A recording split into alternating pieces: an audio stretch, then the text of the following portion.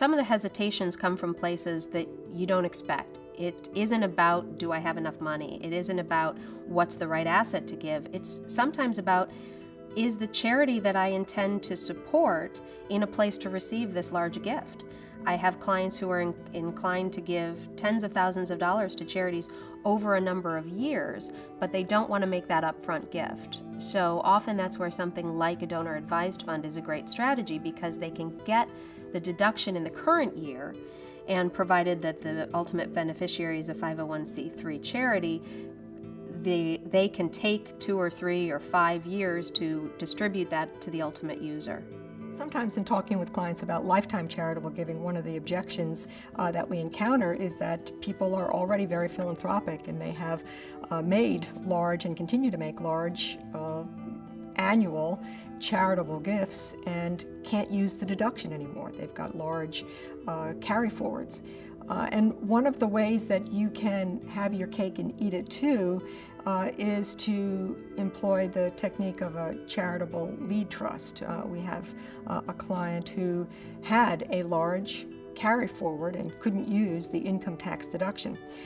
So the technique that we used was a charitable lead trust to fulfill a pledge to that client's charity, and then even beyond that, the income interest went to fund a donor-advised fund that the client had formed, and then at the end of 15 years, the remainder in that trust went to the children. So that was a way to employ a different charitable deduction, a charitable gift tax deduction, while benefiting charity currently, a pledge that was outstanding, funding a donor-advised fund, and then moving more wealth on down to the family. I think the biggest concerns they have right now is they want to make sure they don't run out of money. They are concerned about their own liquidity, and they want to know that they can afford to make gifts. So part of the planning is to really look at the economy and try to be as flexible and sensitive to what they're going through. And that might mean non-cash gifts as an alternative to outright gifts. But I think that's the biggest concern I'm hearing. The other concern is the concern about wanting to make sure that charities who receive their money are accountable, and that they actually are good stewards of the dollars that they're giving them.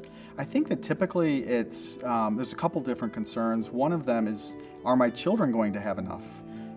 Because obviously giving money to charity then diminishes what will ultimately go to your children. And so typically the idea of charitable planning comes up with those clients who do have some charitable objectives, but who are also comfortable that they've done enough planning for their children. And we just typically will map that out for them so that they can see that the children are getting the life insurance, the children are still getting these assets over here that we've planned for that are outside of your estate.